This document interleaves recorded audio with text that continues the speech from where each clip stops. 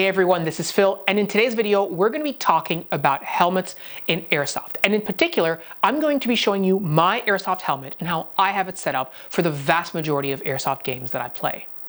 Helmets are a very common accessory amongst airsofters, and I myself have been using a helmet since the very first game that I ever played. They're cool, they provide some level of protection, and they also give some utility in that you can hang different accessories off it that help you achieve what you want on the airsoft field. But helmets aren't always appropriate for every situation, and just like everything that we talk about on this channel, you want to make sure that your helmet is helping your performance and helping you achieve the things you want on the field rather than holding you back. So let's take a look at helmets and how I got to where I am today, starting with the helmets I used to use before. So when I started playing airsoft in 2006, my very first helmet was a replica pass-get helmet, you know, those SWAT style helmets. And the inside was completely lined with fabric and foam. It was super hot, it was super uncomfortable, and it was really, realistically, super cheap.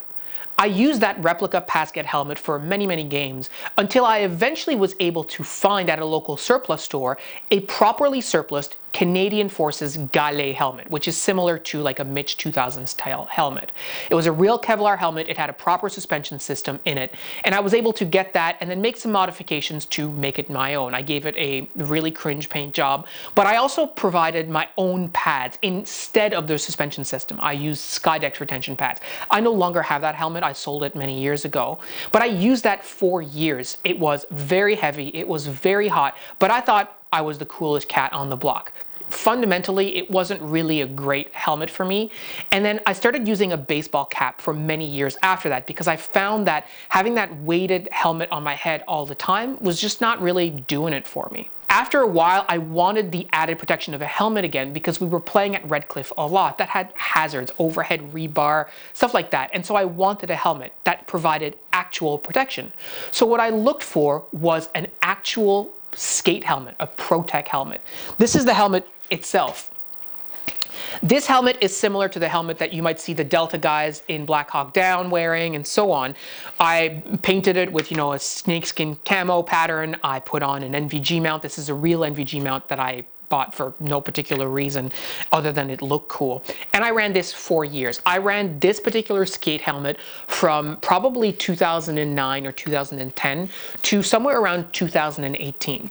I had a GoPro mount set up on this as well. And what I loved about this particular style of helmet, which is still true today, is that the way the pads are done on the inside, they really suck to your head and make it so that you don't need a retention system. It just stays in place. And there is no chance that this helmet is going to bounce off of your head. That Kevlar won, yours lose! After I had done many years with this helmet, I wanted to move on to something that was a bit more cool guy looking, something a bit more operator. And I was influenced by the other Storm Riders who were using replica fast helmets and decided to get one of my own. And that's where I am today, utilizing a replica fast helmet. This is my current helmet that I wear at almost every single game that we play. This is a fast helmet base. As you can see on the inside here, it has an adjustable retention system, so I can tighten it on the back here. And on the inside, I have a mixture of the stock pads that these come with, as well as some custom foam pads that I wanted. This was to make it more comfortable for myself, and I'll talk about that in a minute. In addition to the fast helmet as it is, as you can see, I have this scrim on top of it. Underneath this, I also have a helmet cover, as you can see, so it's not the bare cover, and I do have my number and a Canadian flag on the other side if I ever want to take the scrim off. And then under the helmet cover, it's also painted.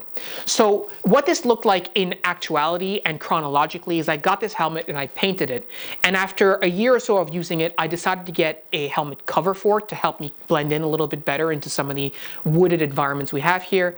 And then over the course of the last few years, I've been adding this camo netting scrim, which is exactly the same material that you see on the wall behind me and on the table in front of me, just cut to fit the helmet and then tucked into the side. In addition to that, I have, as you can see on the front here, a GoPro mount. I have a regular low profile GoPro mount on the front. Some people prefer an excavator GoPro mount, which is to say an excavator that comes out of the front and turns your GoPro upside down.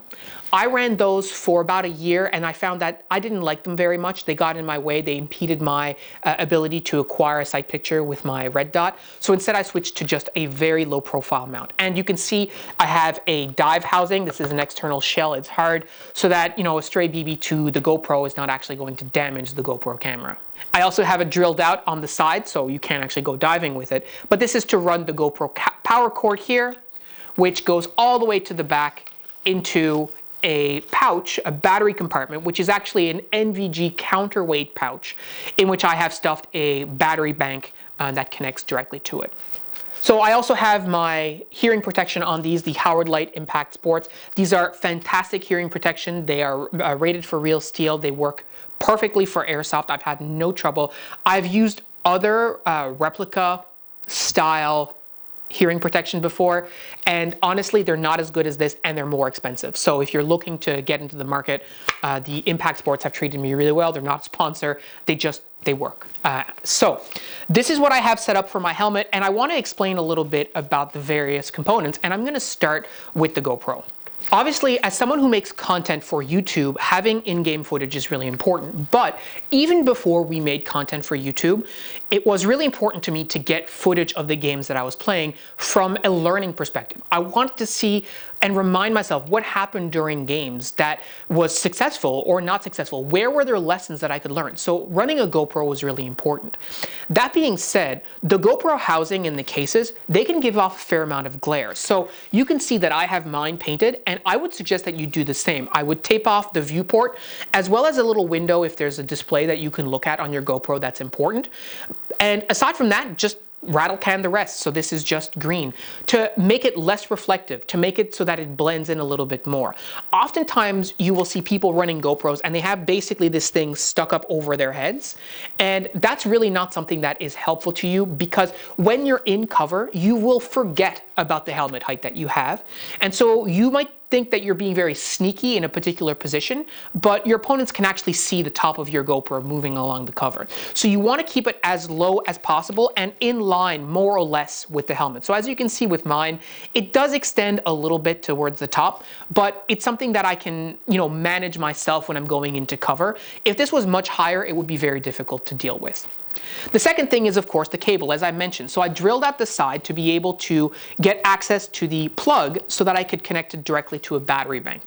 And if you're going to be running a GoPro, especially if you're planning on recording longer games, this is a must have, because the bottom line is your GoPro is not going to be able to record all day long if your event is multiple hours, right? The NVG counterweight pouch on the back is super easy to source. They make them for fast helmets. You can find them on Amazon for very cheap. You don't need anything fancy for this, but it gives you something to put your battery bank and hold on to it securely.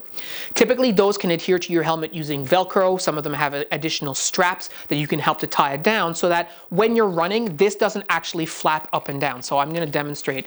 I can haul on this right now and make it bounce up and down.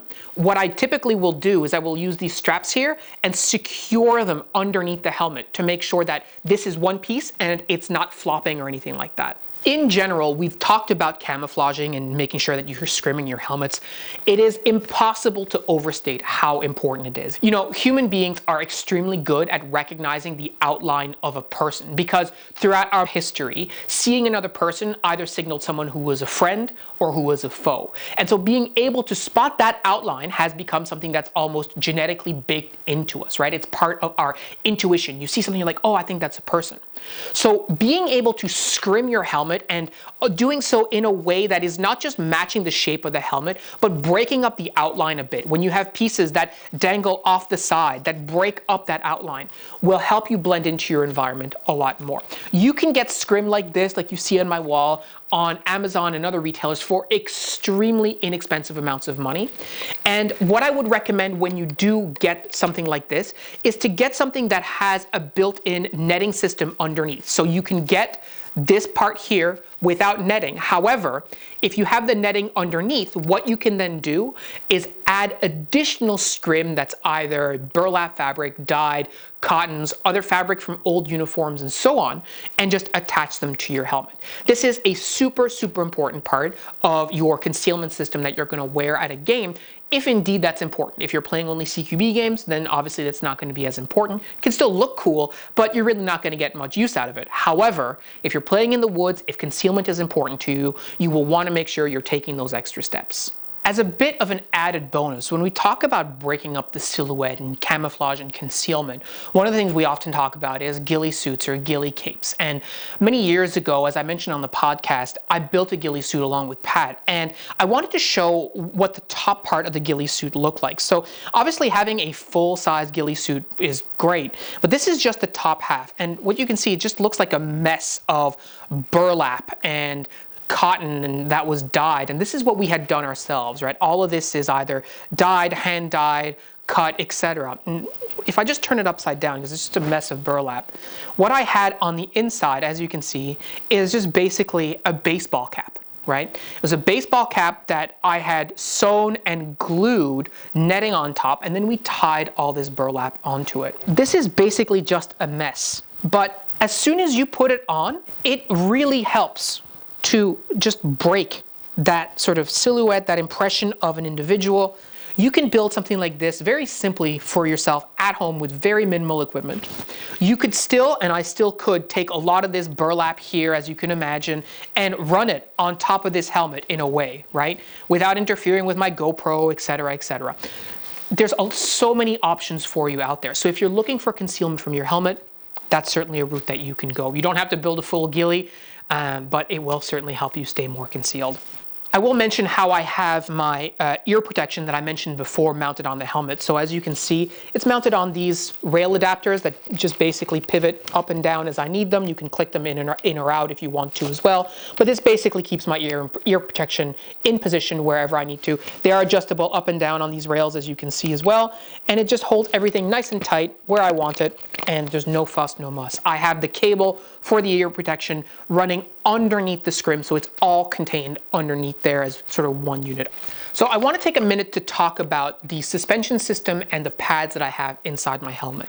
This is going to be something that you will eventually want to look at, because fundamentally with a lot of these reproduction airsoft helmets, the pad system inside is not super comfortable. Most of the pads that typically come with these kinds of helmets will be pads like these. They're hard foam with a little bit of soft foam on the top, and they have Velcro on the back to adhere to the inside of the helmet. It's going to take you a little bit of time to play around to figure out how you like your pads and how they best hold your head inside the helmet and provide a little bit of protection and comfort as you're wearing the helmet. One of the things that I did is I replaced many of the inside pads with these types of pads. These are, again, from, I believe, Amazon. They're reproduction cheapo pads, but they're very, very soft, and they have fabric on the outside. And what this allows me to do is wash them. If they get too sweaty, if they get gross, I can just toss these in the wash, no problem, and it makes sure that they stay, relatively fresh, which is something you want with some of your airsoft kit, especially the stuff that you're going to sweat in. The other thing that I would encourage you all to think about is the positioning of those pads. So in my case, as you may see here, there is a gap between the pad in the back and the top pad that I have here.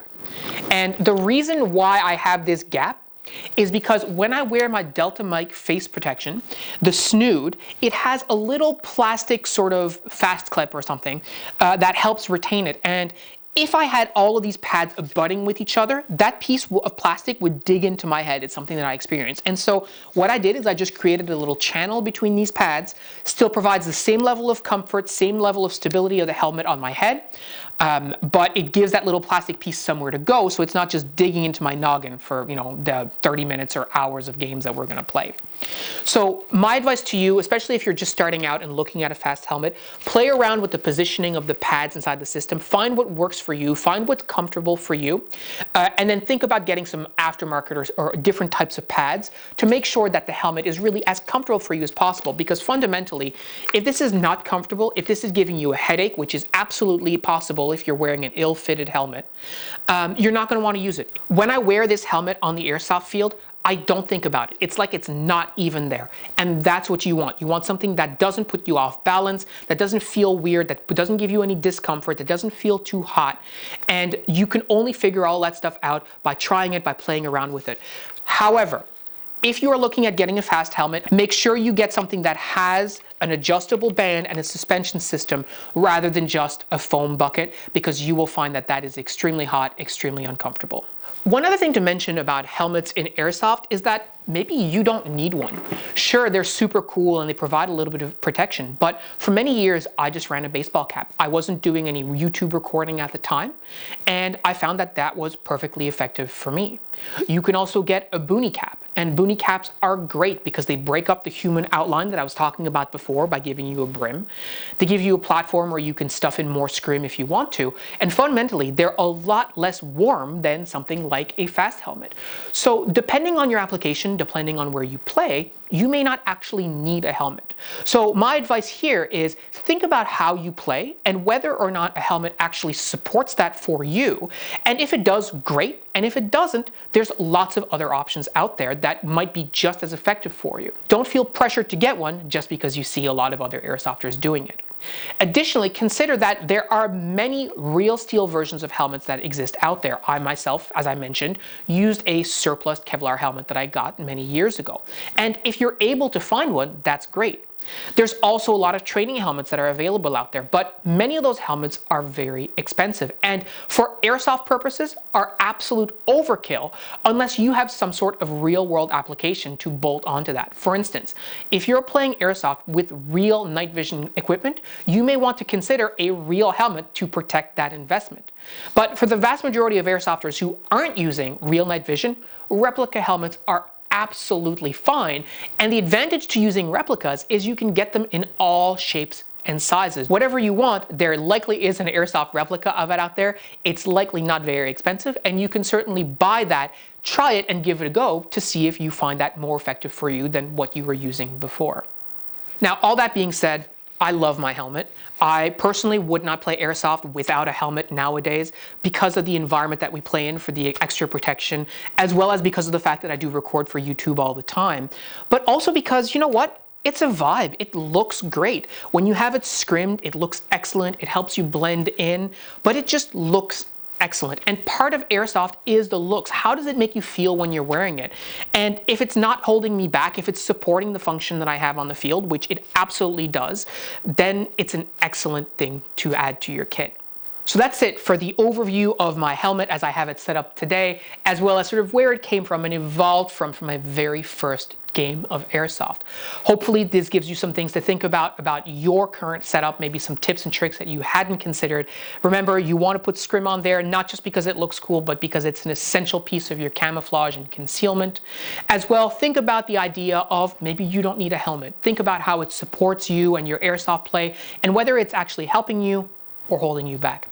Thank you so much for watching this video. If you like this video, make sure to like it. If you really like this video, make sure to subscribe. And if you're looking to support the channel, there's a couple of different ways you can do that. You can join our Discord. You can become a channel member. We currently have some people supporting the YouTube channel through membership. Hans, thank you so much for your support. It really does mean a lot to us. And as well, we have merch on our Threadless store. This brand new shirt, Fill Your Boots, is available on our merch store. If you want to support the channel, that would mean so much to us. Thank you so much for watching this video, and we'll talk to you next time.